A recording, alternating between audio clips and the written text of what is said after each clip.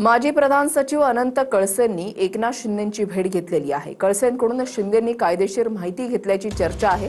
Operation टायगरच्या पार्श्वभूमीवर ही भेट झाल्याची माहिती आहे। अनंत कळसे आपल्यासोबत यांच्याशी बातचीत करणार आहोत। सर, एकीकडे ठाकरेंचे गट जे खासदार आहे दुसरा गट स्थापन करण्याची चर्चा सुरू आहेत। काय म्हणजे विधिमंडळाच्या म्हणजे संसदेतला आतला पक्ष आणि बाहेरचा पक्ष नक्की कायद्यामध्ये काय तरतूद आहे? त्याच्यामध्ये असं आहे की अँटी डिफेक्शन लॉ जो आहे 10वी अनुसूची जी आहे ती 1985 साली भारतीय संविधानामध्ये दाखल झाली। कारण त्याचा उद्देश असा होता की पक्षांतर होऊ नये, कारण हा त्याचा मेन उद्देश होता। आणि आपल्याला मागचं प्रकरण आठवतंय की भजनलाल नावाचे मुख्यमंत्री होते, त्यांचा 40 जणांचा पक्ष घेऊन ते दुसऱ्या पक्षात विलीन झाले होते।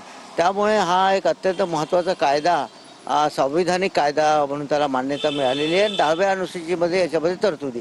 आता या प्रकरणात असं दिसतंय की उद्धव साहेबांचे 9 खासदार आहेत, तर ते 2/3 जर ते बाहेर निघाले आणि त्यांनी दुसऱ्या पक्षात विलीन केला त्यांचा पक्ष, तर त्यांचं सदस्यत्व राहू शकतं। अशा पॅरा 4 मध्ये तरतुदी आहे।